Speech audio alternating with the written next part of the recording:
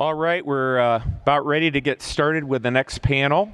As you've been hearing for the last 2 days, we do a lot of interesting stuff on the space station. We do research, we do technology development, remote sensing, both for exploration, going to the moon or Mars, and also how it benefits our planet here on Earth.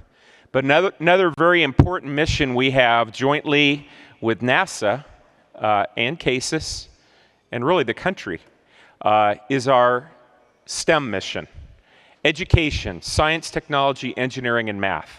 And we've had a few awards and some references to STEM and how important it is to us on the International Space Station. Why? One, it's a matter of public law. We have a mission for STEM. Secondly, STEM is important. Training, inspiring that next generation of scientists, researchers, technologists, and explorers. So we have a great panel and a lot of chairs up here. We'll be talking about STEM. The panel is going to be led by Dr. Jeffrey Bennett. So if you could come forward, sir. And Dr. Bennett is an author. He's actually published books that have been on the International Space Station. He also is an astrophysicist. So, Jeff.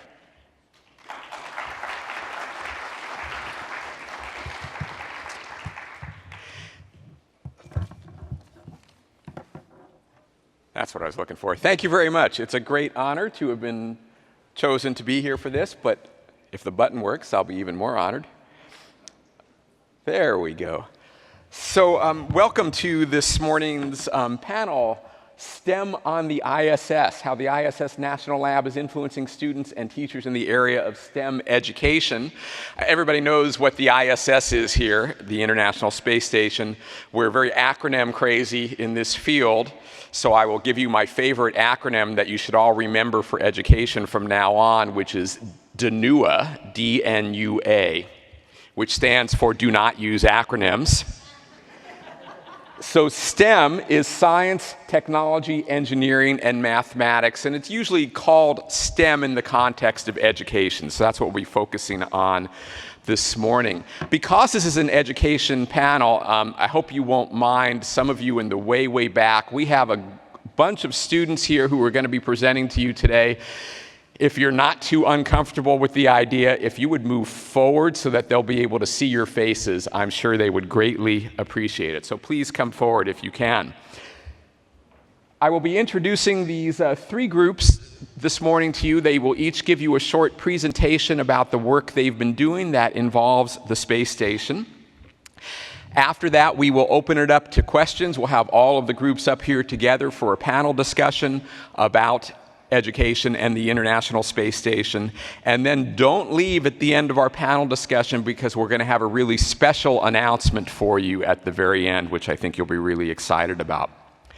Before we get into the three groups and I introduce them, I wanted to talk to you just very briefly about the value of education to NASA and to the space station. And I think, as you all know, NASA's been heavily involved in education since its origins. And there's a lot of reasons for this, but I'll give you three reasons that I think are particularly important for all of us to keep in mind. The first is that kids love space. Any of you who've talked to children, have your own children, have gone to schools, you know that there's no better way to get kids hooked on learning in general, not just for science, technology, engineering, and mathematics. All subjects, there's no better way to hook kids than by tying it to space or dinosaurs, but we'll stick with the space here. Secondly, space is, for the most part, a taxpayer-funded initiative, and we owe it to the taxpayers to give them a return. Now, the real great return that they're getting is all the research and commercialization and development, but the general public has a hard time understanding that part of it. When we return education to them, they can see that value immediately and directly. So I think it's very important to show the public and the taxpayers what we're doing. And the third reason why I think it's particularly important to focus on education in this field is a little bit more philosophical, but it's how we're going to save the human race. You know, a lot of people, I'm sure you've heard this with the jobs that you all do. You go out and you tell people what you do, and they'll say, well, shouldn't we be spending our money down here on Earth to solve our problems on Earth before we worry about spending money out in space? And, you know, if you have a teenager who's causing some difficulties for you, you don't fix that teenager's problem by locking them in a closet and saying, when you've solved your problems, come out. You fix their problems by showing them why they should solve their problems and what amazing things await them in the future if they do.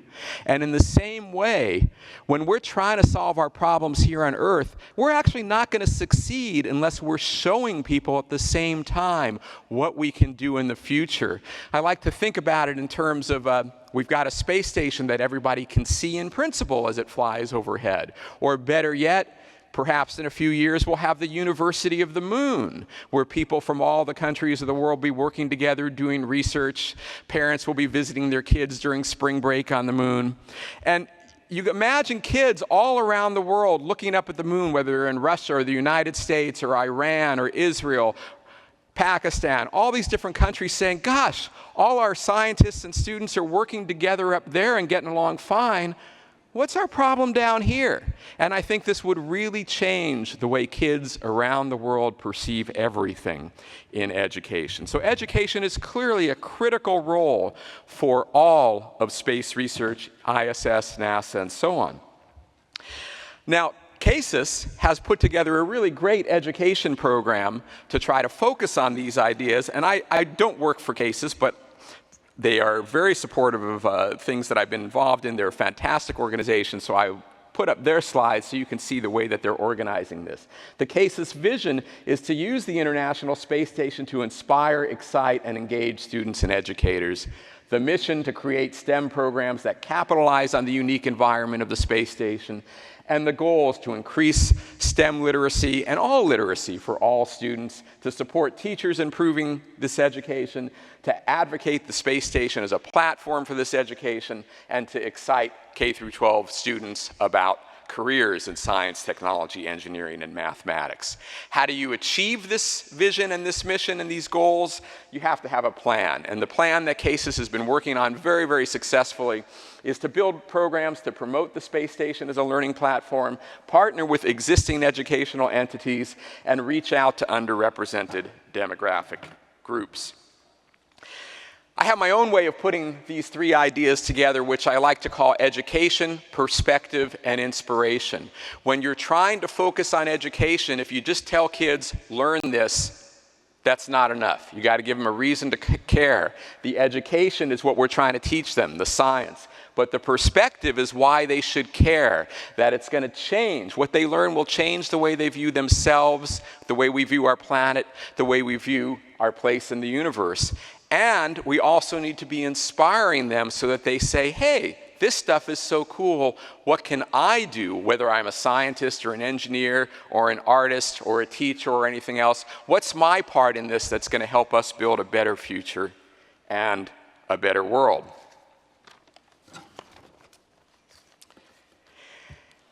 Just very briefly, I got here through a very roundabout path, I guess you would say. I actually worked at NASA headquarters for a couple years in the 1990s, early 1990s, in the astrophysics division, where I was tasked with trying to build ties between the research and education communities.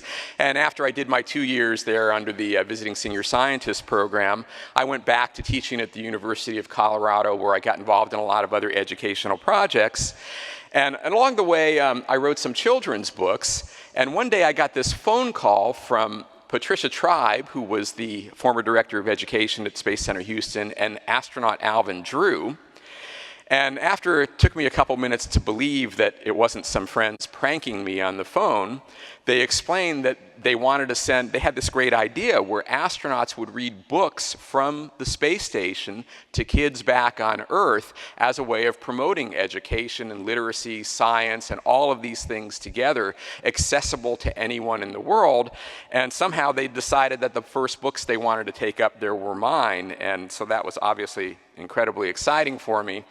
And so here's kind of the vision that Alvin and Patricia had put together. Imagine astronauts reading stories from the space station to children and families around the world in an exciting program that combines literature with science education.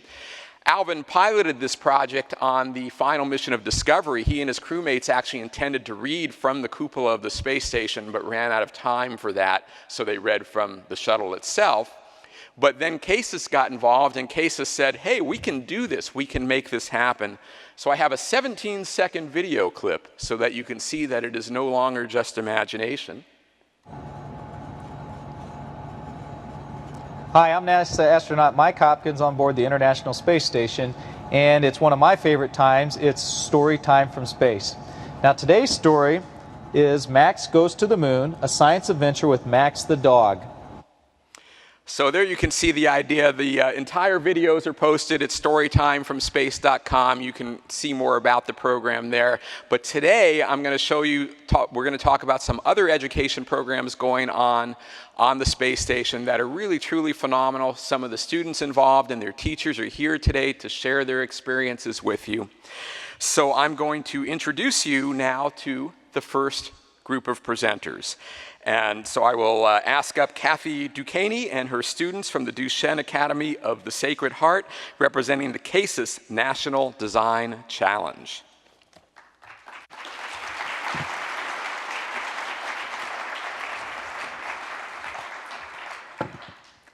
Thank you. I'm Kathy Duchan, middle school science teacher at Duchan Academy in Houston, Texas. And I'm here with two of my former 8th grade students. They are now rising sophomores. Emma Rohde on my left and Julia Powell on my right. And they're going to kind of take over and explain our experiment. So Duchan Academy was chosen for the CASIS-funded National Design Challenge pilot program. We were chosen because of our unique background as an all-girls Catholic school. We were one of 3 schools chosen in the Houston area, including the 4th and 8th grade at Duchan Academy, the 4th and 8th grade at Audi International School, and Cristo Rey High School, whose main mentor, Father Reedy, is actually in the audience today. We were all tasked to create an experiment within certain design parameters to send up to the ISS. Some of these parameters was that the experiment had to fit into a 10 centimeter cubed box, had to use a minimal amount of energy, and had to have a beneficial real-life application. For our original experimental design, our team of 8th grade girls narrowed down our ideas based on the requirements and decided as a team to grow pea shoots using combinations of red and blue lights. Our experiment had to be designed to fit into a 1U or 10 centimeters cubed Argilab, designed by Infinity Aerospace. The students were given the opportunity to program the lights and the Adafruit cameras with a limited field of view that were placed in the Argilab using Arduino language. We started with a lucite box and later switched to an anodized aluminum box. Our experiment was completed and ready for launch on the 28th of October. However, the mission failed, and our entire class was very disappointed at this, but we were all very grateful to CASIS for this wonderful opportunity, and we all hoped to get a second chance. We were lucky to get one, and we also received lots of media coverage for our hard work.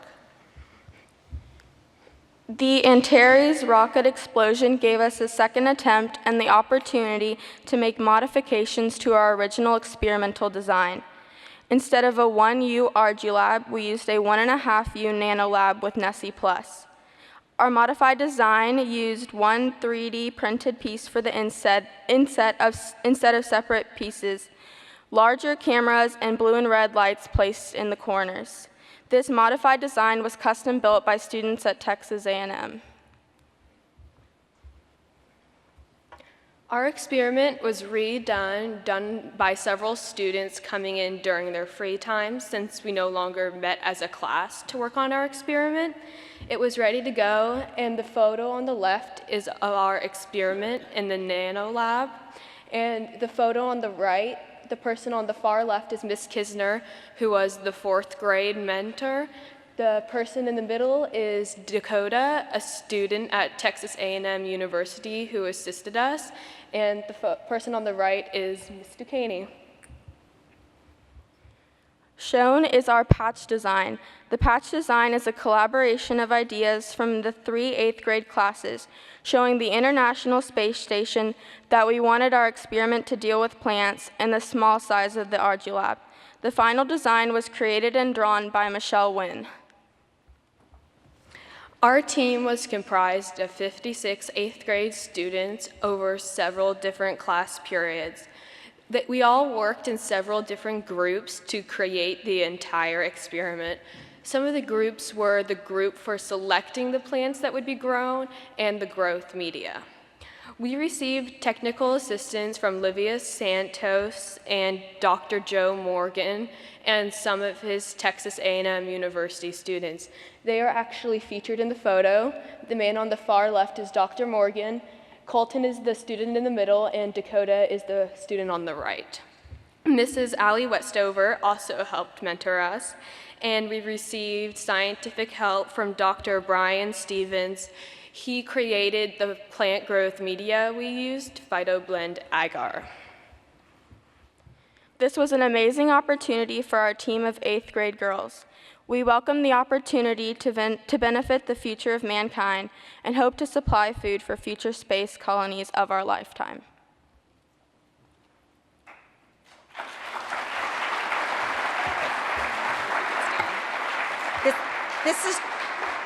We have a little bit more. Our program, I think most of you know that our second attempt didn't make it either. We were, after orbital services exploded last October, and we did the second attempt. It was on SpaceX 7 just, a little over a week ago. And again, we got some amazing recognition, and we're always told that the third time is the charm. And so we're hoping and praying that CASIS will definitely fund us for that third attempt. And now that Julia and Emma have told you about the project, they're going to add a little bit how it affected them personally and some of their future goals. This research opportunity had a large impact on me. I became more interested in STEM, which also means science, technology, engineering, and mathematics. I was part of the programming group, and my interest in programming grew through this experience. I would like to continue studying science and engineering, become a pediatrician, and examine the effects of space on medicine. Looking back on this experience, I believe this really helped me fine-tune the values of discipline and perseverance. I also hope that this experience taught me and really opened my eyes to how countries interact together on different levels to help the entire world instead of their own specific interests. I would eventually like to study international relations and work in the United States Foreign Service. We had the privilege of having CASIS's director, Greg Johnson, come and talk to our students, and it was quite inspirational. And here's a picture of him with about half of the girls that worked on the project. The other half, they couldn't get out of their classes at the time. The other teachers, CASIS did kind of take over the school for a while there, but the math teacher and the history teacher and the English teacher kind of had to compete for their time a little bit. For additional information, I would welcome any of you to contact me. If you can spell my name, you can find me. But the whole project is documented for all 3 of the pilot schools on the ndcpilot.weebly.com. You can follow the whole timeline from 2 years ago, and also at the end of the project, each of the 3 classes, my 8th graders, made little videos, and they're short, they're under 3 minutes, and they're very entertaining, and you can see the links to the YouTubes on the NDC pilot. So we would welcome that, and again, this has just been the most amazing opportunity. Thank you.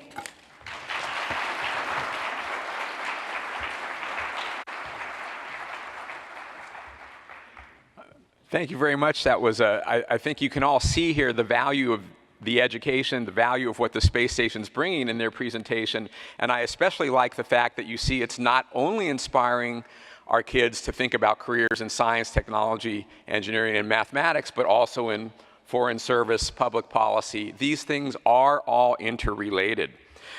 The next group is from the NASA HUNCH Extreme Science Program, and I'll introduce you to the teacher, Matthew Brown, from Lakewood High School in Colorado, just down the road from where I'm from.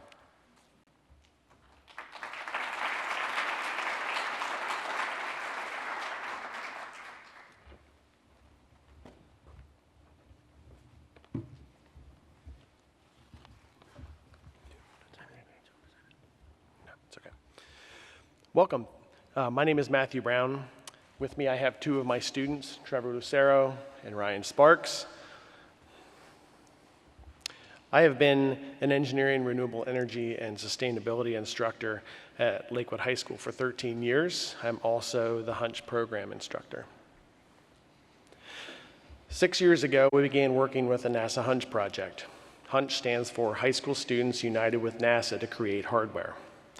When we first began our project, we wanted to look at the psychological effects that plants have on astronauts. Here on Earth, we take it for granted. You walk outside, there's green everywhere. Up there, they basically live in a big computer. Not a lot of green. How does that affect them? That's what we wanted to study. We soon realized, however, that there was really nothing for us to grow our plants in. So this is where the Hydrofuge project begins. From here, I had the unique opportunity to watch this program change and grow from year to year as it's passed from one group of students to the next. Dozens of different students had the opportunity to work on this project in various capacities over the last 6 years. It has allowed me to see how differently one team looks at the same problem compared to the team before and after, and how the project has evolved based on the strengths and weaknesses of each team. While the final product is vastly different than the first design, there were features throughout the project that were very similar. There are more positives that I've seen and experienced over the last 6 years than I can count.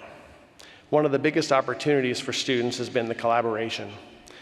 Students here in this project have collaborated with other LHS students as they pass this project on from year to year. And they also begin to collaborate with students from other schools. They've also had the opportunity to collaborate with students from universities, professors from universities, and other researchers. Another good aspect of this is it has helped us to build business partnerships. As students begin to research, explore, problem solve, they had the opportunity to work with experts in their fields. Some of our big supporters were NASA, Stratasys 3D printers, the Big Tomato Hydroponics, Colorado Aquaponics, and Nanoracks. This aspect was critical to the success of this project. Different from an internship, these students are essentially subcontractors and get to work with the representatives of these companies in a real-world environment. I like to use a problem-based learning model a lot in my classroom. From day one, students are thrown headfirst into the fire. What's the problem? How do we solve it? Where do we start? What do we need to do to research?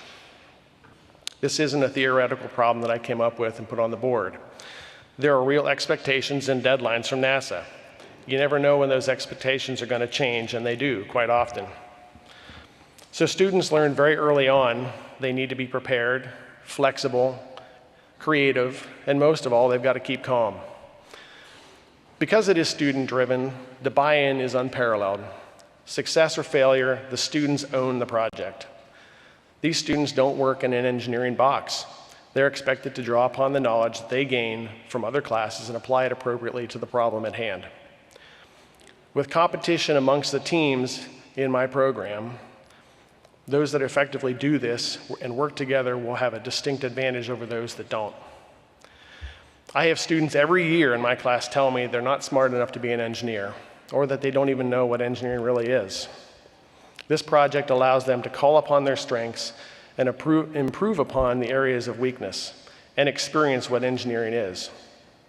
I have watched as many of my students completely change the direction that they want to go in college and the career that they want to pursue after spending a year or two working on this project.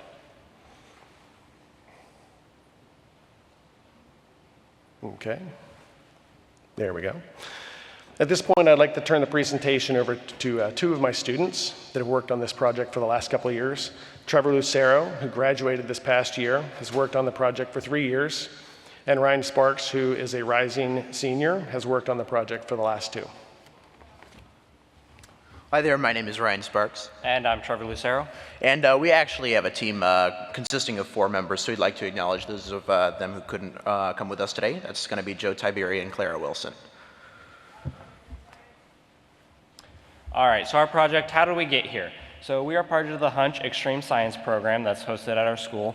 And our project has been in development for 5 years. Obviously, Ryan and I haven't been on that for all 5 years, but that is when it started. All right, so what does it do? Well, in short, it's a small automated microgravity plant chamber. We chose to grow basil on it. And in the center of the plant chamber, we'll show you a closer picture a little bit later, but there's 1 germinated seedling in the center of the growth chamber, and then 2 non-germinated seeds that were sent up as sort of a contingency plan in case the center one failed. All right, and so how do we grow these plants? Well, the problem in space with growing plants is when you water a plant and there's a lack of gravity to pull the water back off the plants, the water sticks on the roots of the plants and they get root rot and suffocate and the plants ultimately die. So what we came up with is we have a combination of a hydroponic system and a centrifuge system. We actually put the 2 words together to get the hydrofuge that we named our project. But we use those 2 systems as a means of actually getting water off the roots of the plant. All right, so the design. So almost all of our hydrofuge is actually 3D printed, with the exception of the off-the-shelf parts such as the microcontrollers, pumps, motors, lights, and camera. So all of it was 3D printed, as I said, and 100% of it was student design from scratch. So we came up with our own solutions to these problems, and we use SolidWorks as our CAD software, computer-aided design. And yeah, like I said, we had to come up with our own problems and use our skill set for all of that. Now, the electronics on board the hydrofuge allowed it to run an automated timed plant watering schedule, and that ran using a NanoRacks embedded systems integration board developed by Texas A&M University, and I'll also talk a little bit about that a little later. We also used the Arduino platform. I know a lot of people are familiar with that, and we're working on implementing, and they have been implemented actually, custom microcontroller boards on the actual hydrofuge. So the results of the experiment ended up in successful plant growth for 12 days on the experiment. It was up on the ISS for about 3 weeks.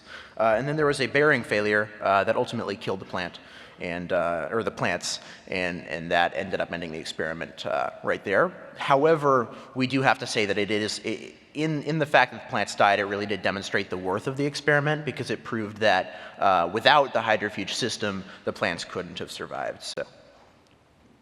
So these are some of the electronics, and on the upper left-hand corner of the screen, there's a completed assembly of the hydrofuge electronics. That's what I mainly did, and that actually went up on the space station.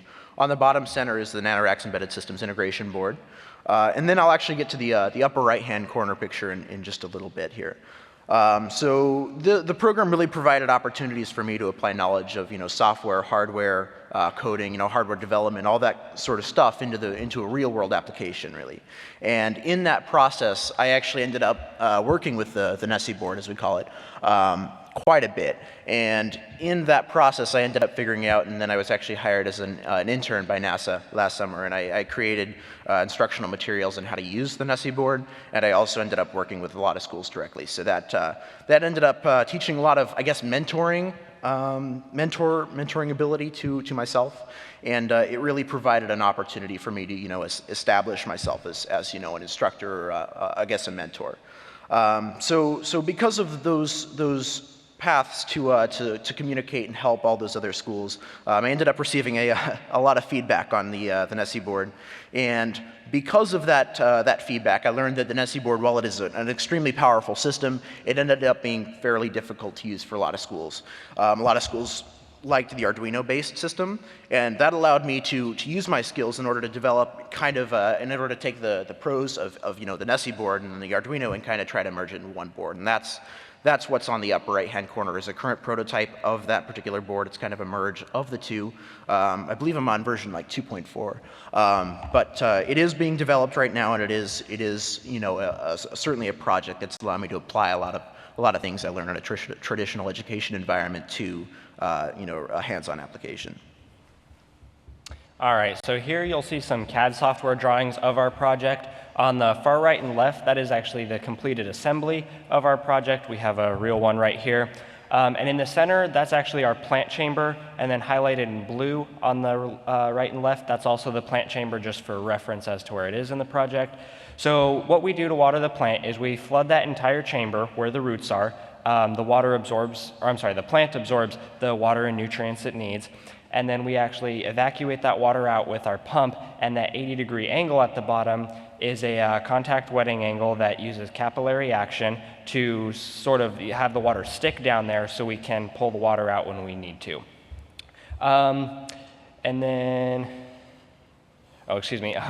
So designing this in SolidWorks and everything, it really gave the team a lot of real-life engineering experience. It's one thing to design the project on the computer, and okay, so you've done that. But once it's 3D printed and you have the physical model in your hands and everything, it's very rewarding, and it's like I said, real-life engineering experience. And so I think that's the biggest thing I've gotten out of this program. All right, so the results I mentioned we get to a little bit earlier. This is actually a picture taken about 3 days after it was on the space station. It sent us back data about every week. And on the left is a simulated daytime. I mentioned it was an automated schedule. So on the left is a simulated daytime photo, and then on the right is a simulated nighttime photo of the plant. So the small plant in the center, I know it's hard to see because it's pretty small. That one was the one that was sent up to the space station fully germinated. So that was the original plant. And the two major plants that are visible on the sides, there's two of them that kind of look like stems. Those were originally seeds. So those were sent up as sort of a contingency plant, and they ended up actually thriving in the microgravity environment significantly better than the one that was sent up pre-germinated. So data will be analyzed this coming fall as to why that is. I know we got it back and we took a lot of data off that, and we're working on analyzing that. And the data analysis portion is really where a lot of the traditional education aspects of the program really get tied together, because in analyzing that data, we really tie in aspects from all different fields. We use biology, chemistry, engineering, math, computer science. We use all of these different fields that are a part of a traditional education environment, and we tie them into one ISS experiment that's very hands-on and really allows us to experience that learning environment. All right, so if you'll pay attention, we're actually going to have a time lapse of the time on the space station. It's real quick. If we could get that pulled up. All right, so you'll notice the plant's moving around. That's actually our centrifuge system. And right about here, you can see they've actually stopped.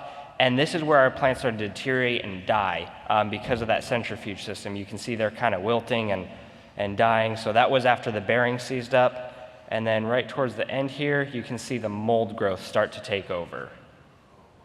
Yeah, so not exactly the results we expected, but we did have successful plant growth, and it did prove the worth of the hydrofuge, that we need that centrifuge system. And in addition, we were able to get those mold samples and analyze those and everything. So overall, it was a very successful experiment, and we were very happy with the mission.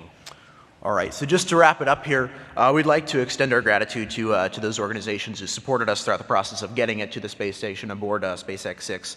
And that's going to be CASIS, NASA HUNCH, NanoRacks, Jefferson County Public Schools, and Stratasys. So thank you all for your support. Thank you.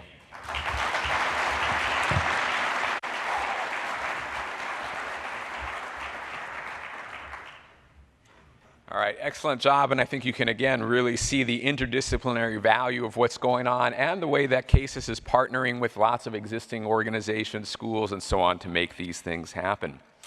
Our third group is from the Student Spaceflight Experiments Program, and I will introduce one of the students there to introduce the rest of her team, Rachel Lindberg from the Palmetto Scholars Academy in Charleston, South Carolina.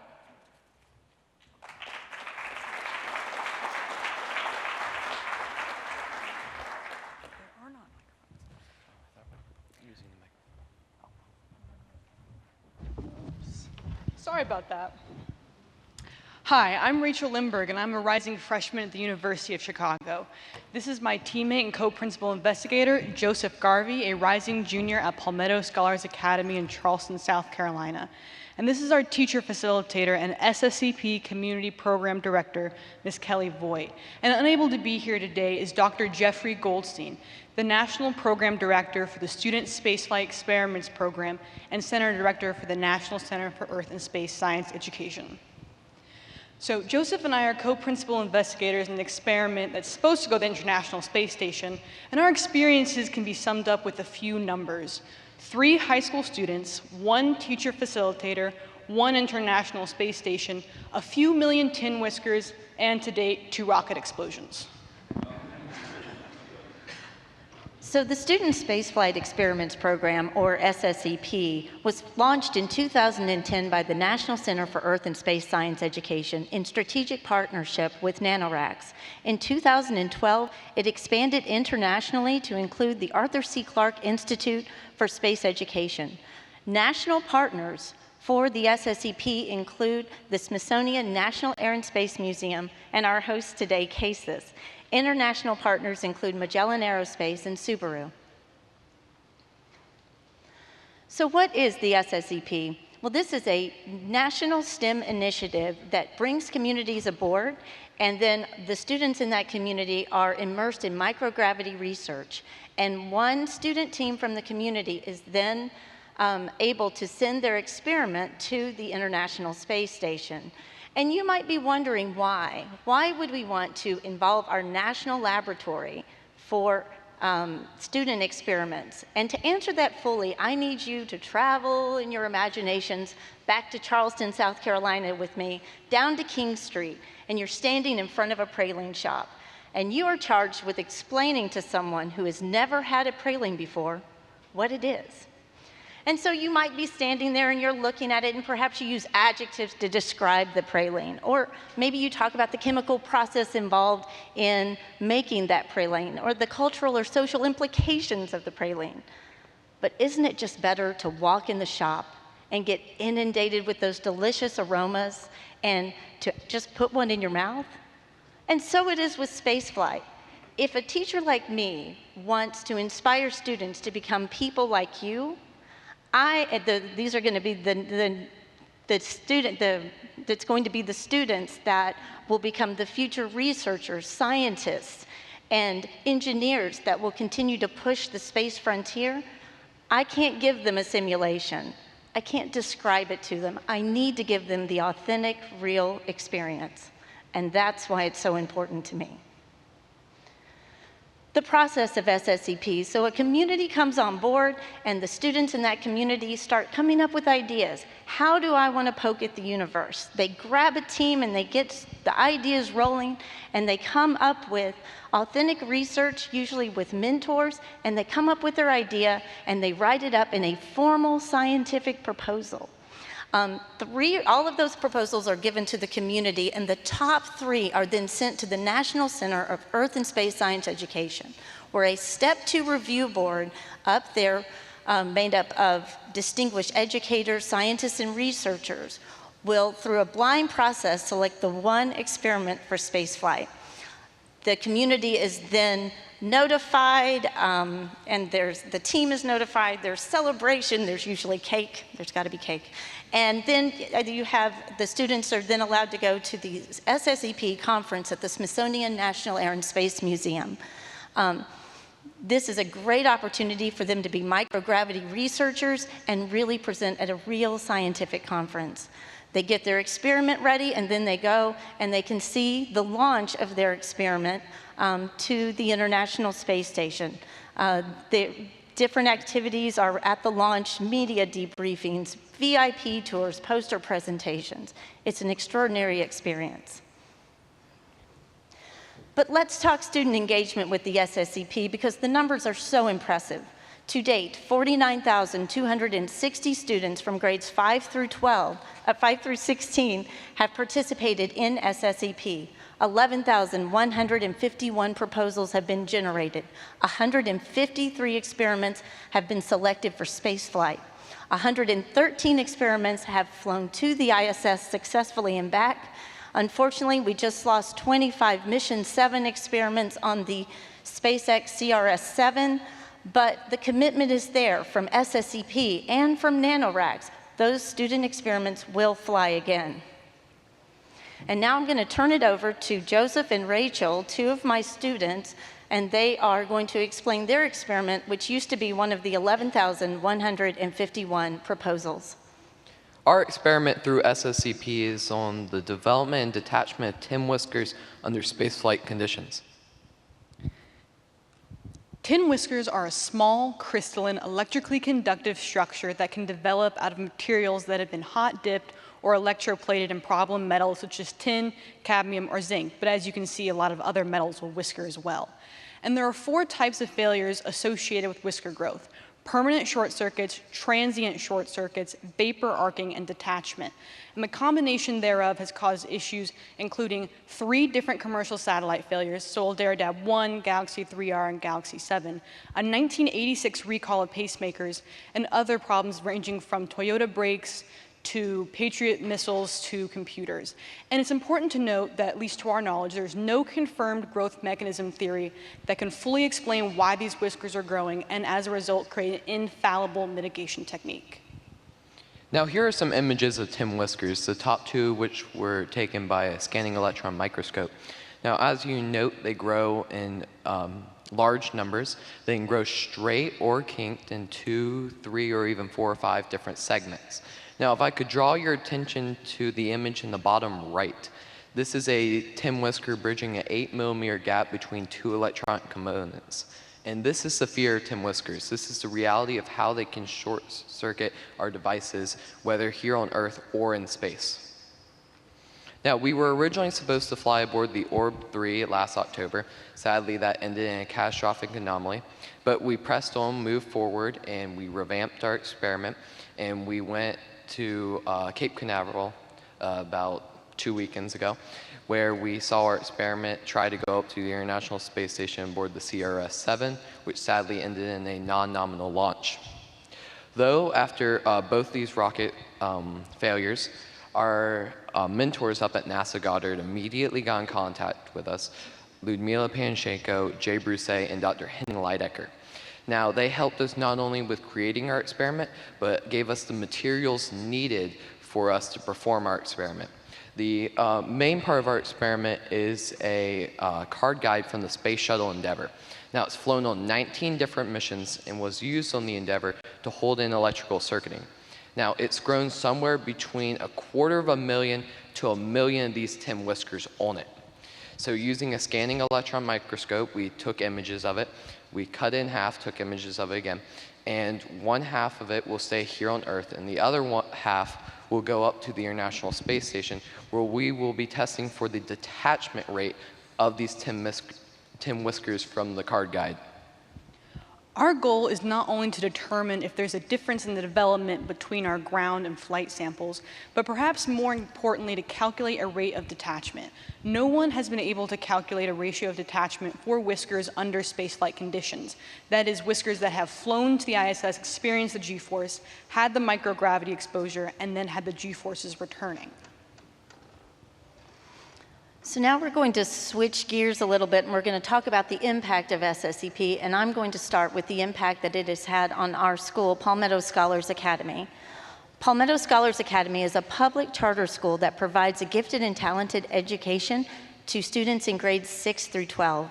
We are one of the lowest funded schools in the country, so whatever curriculum we pick, it has to give us the biggest bang for our buck that we can, and that's no pun intended. Anyway, so the SSEP provides that for us. It gives us research, writing for a purpose, competition, the collaboration among and between grade levels. All of that is provided by the SSEP. And in addition, our school's mission statement requires us to reach out to the community and foster relationships with different companies. And through SSEP, we have been able to successfully foster relationships with Google, Space and Naval Warfare Systems, ISHB, which is a cyber defense firm, and we are very proud to say that we are one of the few secondary schools in the country to be partnered with its space grant, the South Carolina Space Grant Consortium. And of course, CASIS has reached out to us, and we have been very grateful to have their help, and they have helped fund 2 of our missions. But to all of these sponsors, we'd like to say thank you. The Student Spaceflight Experiments program has had an enormous impact on all of our lives. And first I'll talk about our friend Gabe, who came up with the idea for this project. He's really had a chance to develop his leadership abilities and his knowledge of mechanical engineering. And he was recently awarded a very coveted industrial apprenticeship in Charleston and will be studying electrical and mechanical engineering for the next 2 years. And we're happy to say he won the MVP award at a statewide cyber defense competition, earning a $1,500 scholarship. SSEP has shown me the wonders of success in spaceflight, though we have yet to get our experiment actually up to the International Space Station. But it's also showed me the determination and perseverance needed to be in this field. We originally started this project about 2.5 years ago, where we submitted our proposal. We were one of the 3 that was selected to send it up to Washington, and we sadly came in 2nd place. So as a 2nd place team, the review board sent us back comments on not only how we could improve our experiment, but our proposal as well. So sitting on those comments for about a year, we went back, we made revisions and changes to both our proposal and our experiment, and we resubmitted it, where we were selected for spaceflight and we were given the opportunity to go and talk at the Smithsonian National Air and Space Museum, and of course watch our experiment go up to the International Space Station. But even though it's not made it there yet, we've learned a lot about the perseverance and investment needed to be in spaceflight and in science as a whole. And we will continue to push on, and we will get our experiment eventually up to the ISS. My grandfather had a PhD in structural engineering, so my mother always grew up very exposed to STEM, and she tried to provide the same thing for my sister and I. And no matter what initiative or camp she would drag me to, I would always, "Mom," and I would drag my feet, and I would never even consider pursuing STEM until I became involved with this program, working on an authentic science proposal in a collaborative effort with my peers, working with mentors, going to the Smithsonian Air and Space Museum to present with the Spirit of St. Louis right there and the Apollo 11 command module, ignited a passion in me that I didn't know existed. And when we were there, I decided, yeah, I want to study astrophysics, and I'll be going to the University of Chicago in the fall with a $55,000 a year scholarship, which is $250,000 they'll be investing in me because of this program. And there are 50,000 other students out there who've been in this program and had the similar experiences, and if they've been impacted even close to the same way, I know there are 50,000 other kids out there who've been changed for the better by the Student Spaceflight Experiments program. We welcome your questions and appreciate your time. Got a little emotional.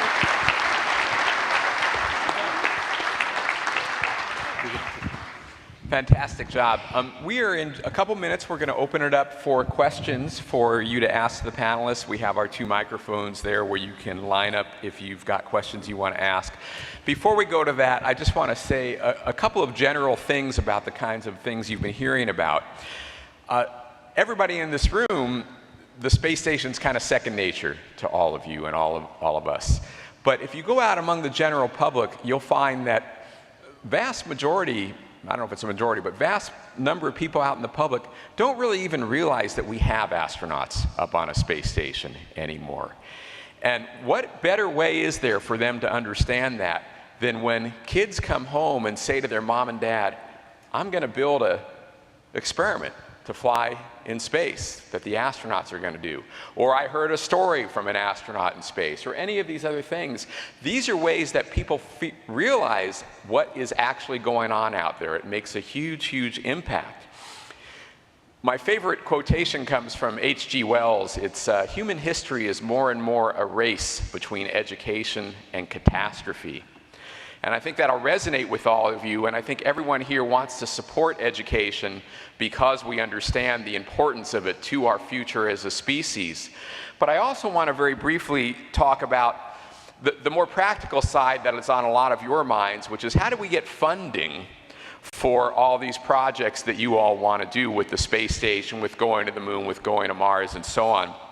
So I thought I would tell you a very brief story. When I went to NASA headquarters in the early 90s, I mentioned my job there was to build ties between the research and education communities and figure out how to do that. And one of the first things that happened to me was a couple of scientists came over to me and said, you know, we've got this thing called the Kuiper Airborne Observatory. I don't know how many of you have heard of that. It was an infrared telescope that flew on this airplane in the atmosphere, but operated by NASA. And they said, you know, we usually have 3 or 4 scientists on there, and that means there's a few extra seats left. What if we took some teachers up with us when we went on our research flights with the Kuiper Airborne Observatory? So we discussed that idea, and it ended up becoming this program called FOSTER, Flight Opportunities for Science Teacher Enrichment, where teachers came from around the country to the NASA Ames Research Center, got training in what they were going to be doing, how they were going to become part of the actual research going on. And the lower right corner there, you see a photo from the teachers on board the Kuiper Airborne Observatory. And that program was started for, you know, what you might call completely altruistic reasons, right? It was to show how education could be benefited from this NASA research. At the time, the astronomical community was very interested in this successor mission to Kuiper called the SOFIA, Stratospheric Observatory for Infrared Astronomy, which you see in the upper picture there, 2.5-meter telescope in a Boeing 747. This, you can see it flying here, but at the time, it wasn't yet funded.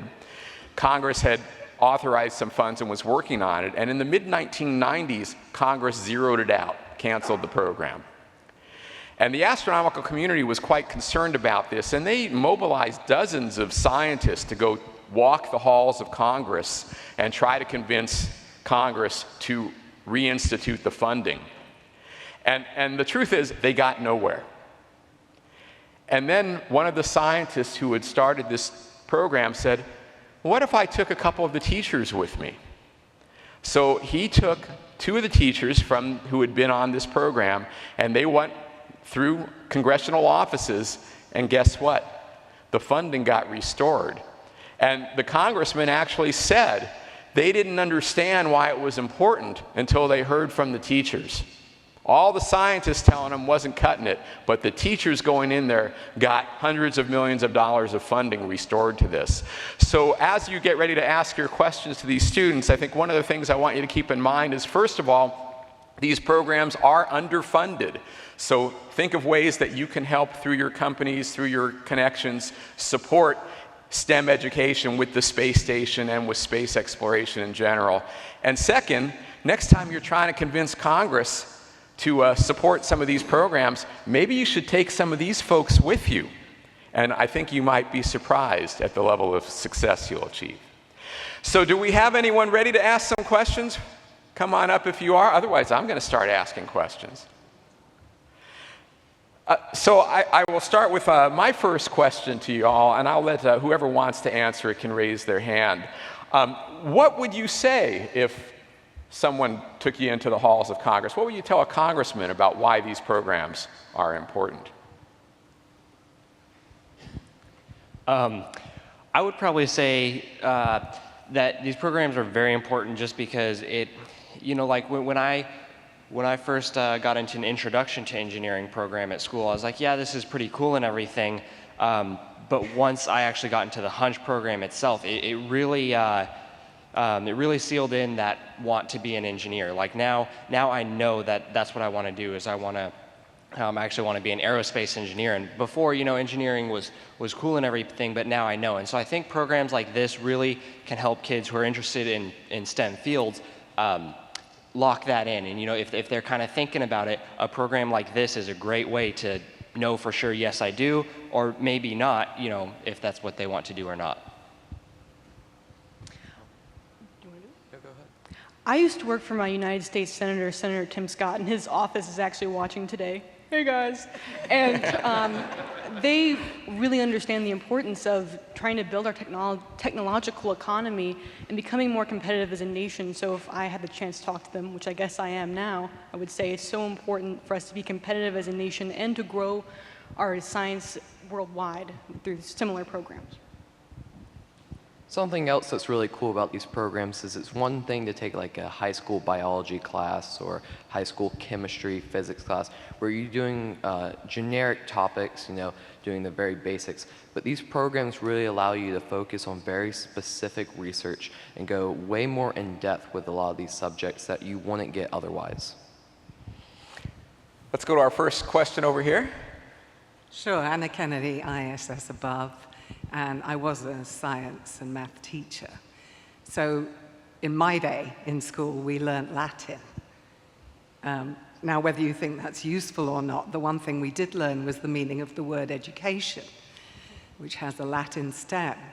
And it means to draw out of the student what it is that, will be helpful to them in their life and in their careers. So what I wanted to hear from the students and also from the teachers is what was the difference in the experience that you had in working on these projects as an educational mechanism as opposed to being in a classroom and doing what the last speaker just mentioned, going through the basic biology stuff and learning it.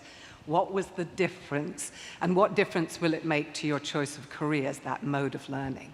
Thank you. All right, so I think to answer your question, and I'm going to try my best here, the difference between a traditional education and really what we're doing here is the amount of hands-on stuff that we're doing, and the amount that we can physically see what's going on. Speaking from personal experience, we got our hydrofuge back from space, and we were able to see a direct result of the science that we did, and that's not something that you see in a lot of traditional education. So as education evolves, it certainly, you certainly need traditional education aspects, but a program like this certainly strives to further that and really apply it to the real world. Does that kind of make sense? And for us in our community at Palmetto Scholars Academy, we wrote all of the proposals in the classroom setting as well.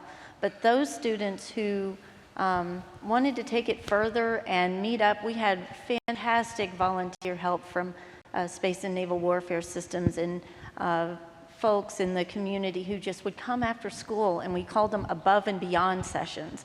And those kids that just wanted to continue and further and deepen their understanding of the topic elected to come.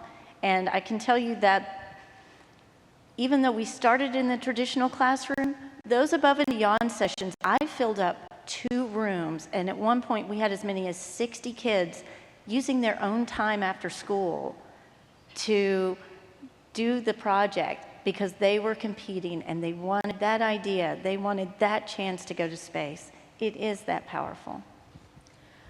For me, this project was a lot more long-term, and the fact that it was being funded by a company and that it was going to be eventually sent up to the International Space Station is a lot cooler than your average classroom project.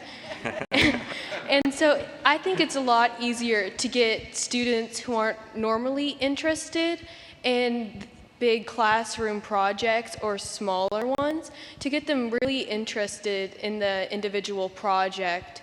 And it's just a lot more intriguing. And the fact that you get real results with a real life experience, it makes it even more worthwhile. And on top of that, in a classroom setting, you may do a 1-2 day biology, chemistry, physics experiment. But with these programs, I've never had to go into a science class and sit there, write a 10, 15 page long proposal and say, this is why you should select my experiment over someone else's in the classroom. Competing against 90 other proposals and trying to compete for one spot, get selected for that spot, and spend 2.5 years. Some of these guys have been working longer than that on their experiment, but go through all the steps of what it means to be a scientist and what it means to actually share your results. No high school class teaches you how to sit there, work on an experiment for this long, communicate your results, write a paper on those results, and all these other things that are involved in real science. Next question. Hi, I'm Elizabeth Wallace, and I used to wear a uniform like yours. I'm a Sacred Heart girl. So it's really nice to see you up there, and I got a really strong education from the Sacred Heart community also. My question to you is twofold. One, have you been able to reach out to either the other Sacred Heart schools or other schools in your area through the network to let them know what you achieved from this? If so, if not, please do. And the other is, when you mentioned that part about that the history and the English teachers were a little upset about the time, how could you reintroduce, how would you do it differently? How could you reintroduce it and connect history with this project and connect English with this project or anything else? It's not just about connecting the arts to STEM, but also the other humanities. So you see it's a cross-disciplinary approach. Well, basically, it did affect all the other classes. They were so supportive. When I was first approached, I thought it would be like any other student project I had my students do. We've done other contests, Future City, and numerous contests like that, and we've done well, but it's a short-lived thing. I was totally ignorant of how much of a commitment it would be for me, my students, and the entire school community. Because due to the funding involved and how expensive it is to get something to fly on the ISS, the other Sacred Heart schools have not had the opportunity. Hopefully, once we get results back, and we're hearing about new opportunities. Ed Harris was just talking to me this morning about some suborbital flights that would be much less expensive, and that might be something I can reach out to at the network. Yeah. But thank you very much. Yes, how are you doing? First I wanted to say, wow, you guys are very impressive. I'm really impressed with you, just the way you talk beyond what you've accomplished. And just to go a little farther with what Jeff was talking about, we've talked here a lot about how do we save the ISS. There is talk of an end date for the ISS. What would you guys do to help get the word out of what the ISS is doing and what it means to us as people down here on Earth? I think I hate to do this again, but I think a lot of it ties back to education, really. A big part of it is that the ISS is traditionally known as a research environment. Like it is used primarily for research, but the more we start implementing it for these educational purposes, and of course we're doing research as well, the more we implement it into our education system, the more the word will get out there. So I guess to raise awareness of what's going on the International Space Station, it really does have to happen on an educational level. And that's really what these programs are trying to do, and I think they are succeeding in that. I would have to agree with Ryan. I think that we get a curriculum into the hands of science teachers, math teachers, engineering teachers around the country, let them start projects like this. The students then take this back to their parents. Their parents hear about what they're doing. They buy in. They're telling their friends. The students are telling their friends. Word of mouth, I think, is a big thing, and showing what amazing things that these students can do. The experiments that they can put up there and the results that they get back. I think I've Snapchatted a few pictures of this conference. Just a few? Just a few of them. Yeah, I'm sure. I got a picture with Elon Musk in the background. That was pretty great. You'd really be surprised how much people in the community will adopt your program when they hear that there are high school students doing things like this.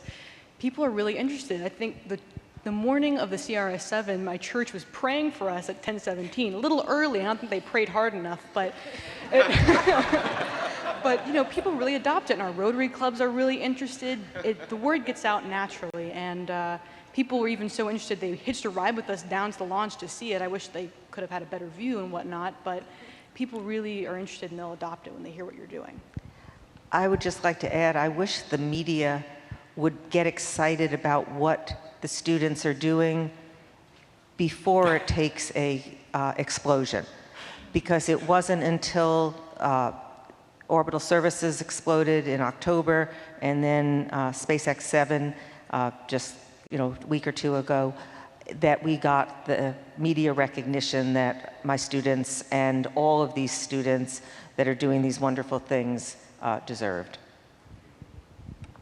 Yes, I think that using the media is a good way, but they do normally only really care when something horrible happens. I actually had an article in the Washington Post featuring myself, and people wrote lots of very nice and supportive comments. And whenever I tell people about what I'm doing, everyone's very supportive and hopes that programs like this becomes more readily available for all students. And so I think perhaps using word of mouth and the media attention that you get, we could easily spread the message and people would be very supportive. I also think that accessibility, showing that the International Space Station is not just, a brainchild of NASA and all of these people, but it can be accessible by the students, is profound. And just like we've had to reach out to our local community and SPAWAR and ISHB, the word is getting out. It takes many times, but it is slowly, the awareness is increasing, and that's a real positive thing that's happening in our community. Excellent answers. I apologize for our question. We're running out of time here. Don't leave, because I told you we have another special announcement at the end. But first off, I'd like to thank all our panelists again. And I want to let you know, I don't think any of them have ever spoken to a room, a quarter of this size before. So this is really amazing what they have done coming up here and sounding like they're professional at speaking to groups like this. It's really great. So thank you all.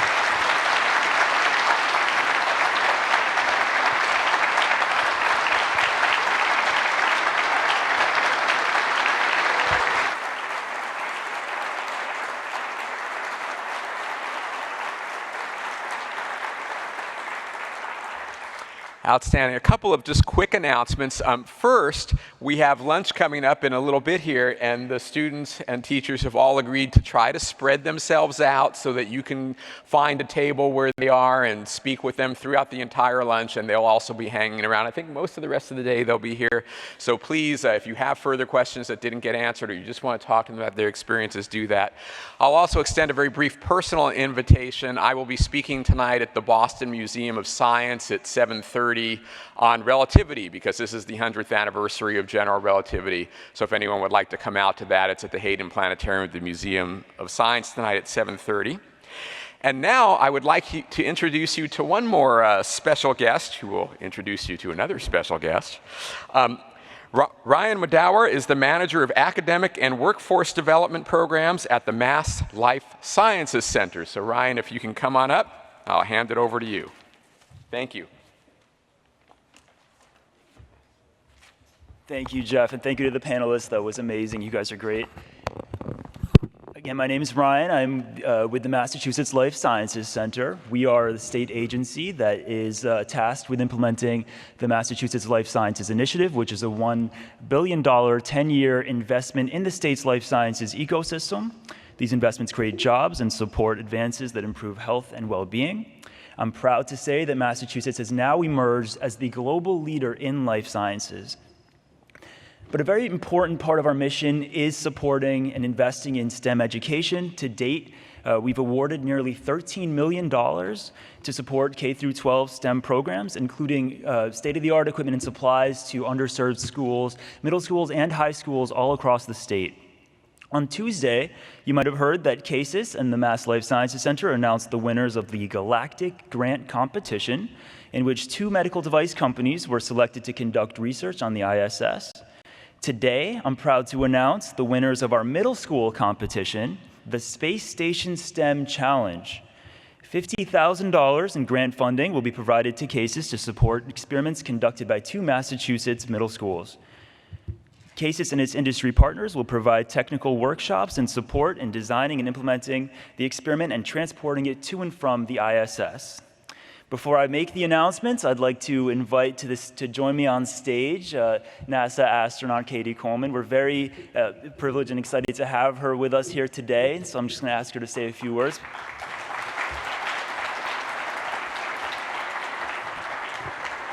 Well, I don't know about you, but I'm actually exhausted after listening to our wonderful, wonderful panel.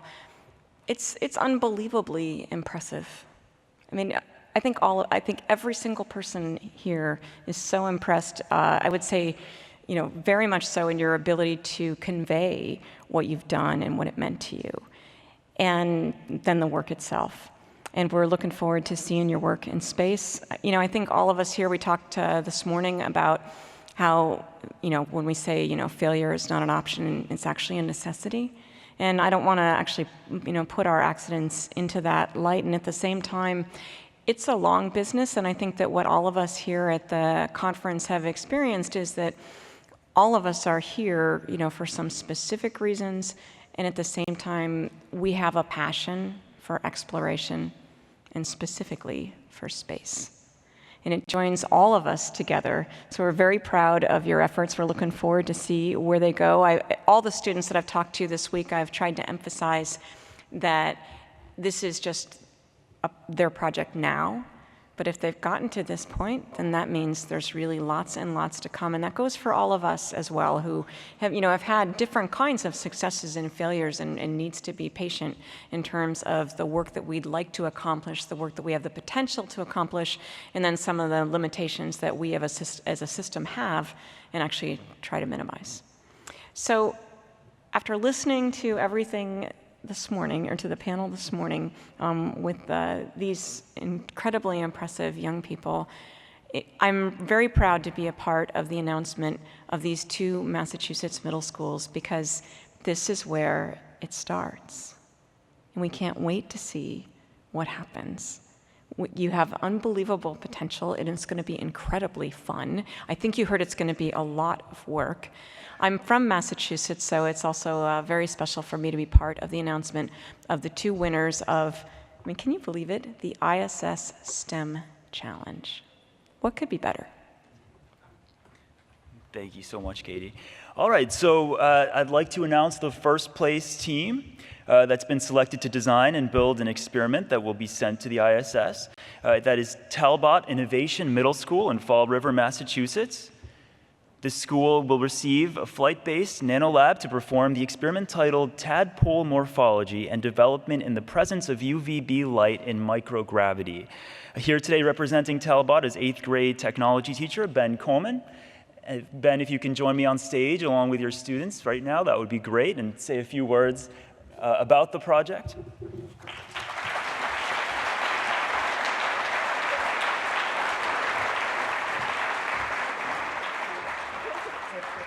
So I think Coleman is a very good name today. Ben, do you want to say some words about your experiment?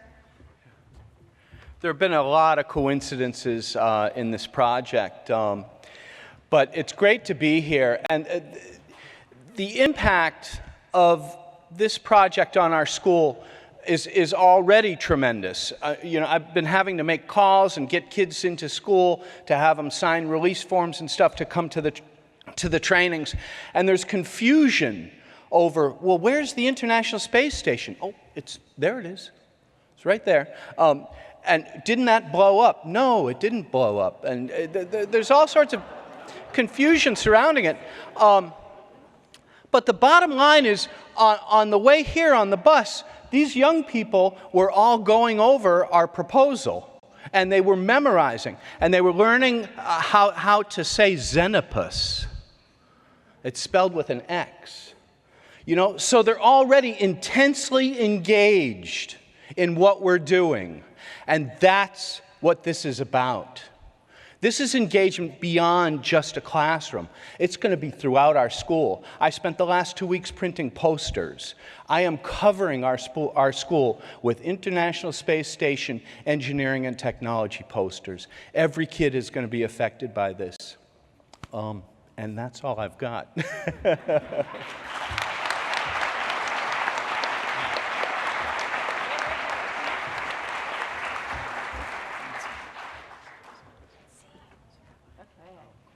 To go in the middle of the stage for this. So this is the great part where we take the pictures. You guys have to scooch over there. That way, that way, that way. Yeah. And why don't you take the end?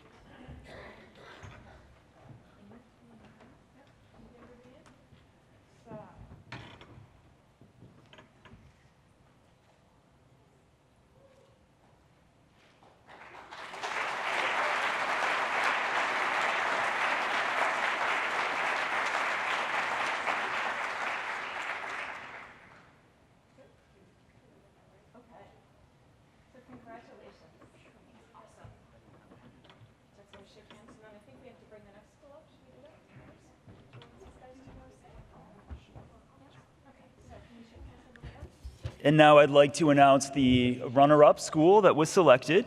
The school is Collins Middle School in Salem, Massachusetts. Students will...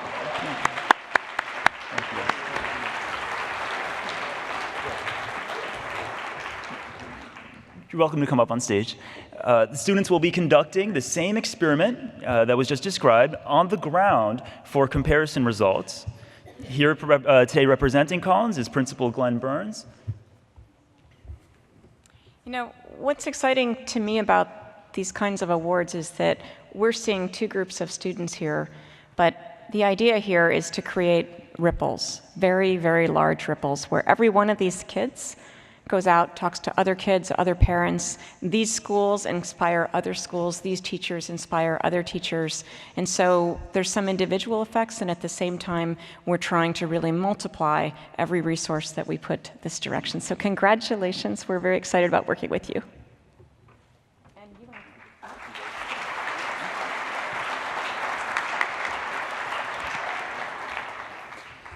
So I really have to say thank you for this opportunity. The Massachusetts Life Sciences Center and the Center for Advancement of Science and Space. Access to knowledge and opportunity is often the roadblock that prevents our best and brightest from truly dreaming big. And we know that every great invention or movement started with a big idea. Not always the intended idea, but an idea nonetheless.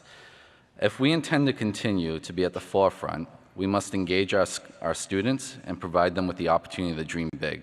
Fortunately for Collins Middle School and Salem, Massachusetts, your organization has provided the platform for our scholars to engage with your organization, and who knows what the end result will be for these scholars.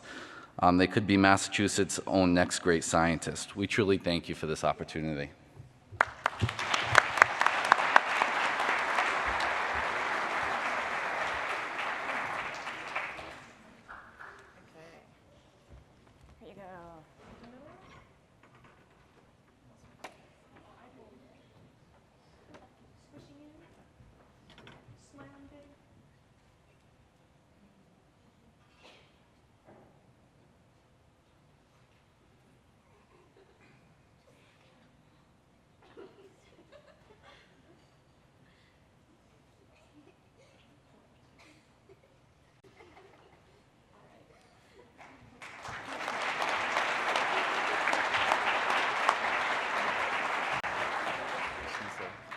Congratulations again to both schools. And now it's time for lunch. Thank you, Ryan. And thank you, everyone in attendance. We really appreciate you. Great programs here today. My name is Ken Shields. I'm Director of Operations and Education Initiatives at CASIS. with this. We are ready for lunch, but I'd like to issue this challenge out there. We need more organizations and corporations to support programs like Mass Life Sciences is doing with this. So please talk to us at National Lab. Let us understand how we can help you, how we can enable and implement the programs that you want to see on Space Station. Thank you and have a great day.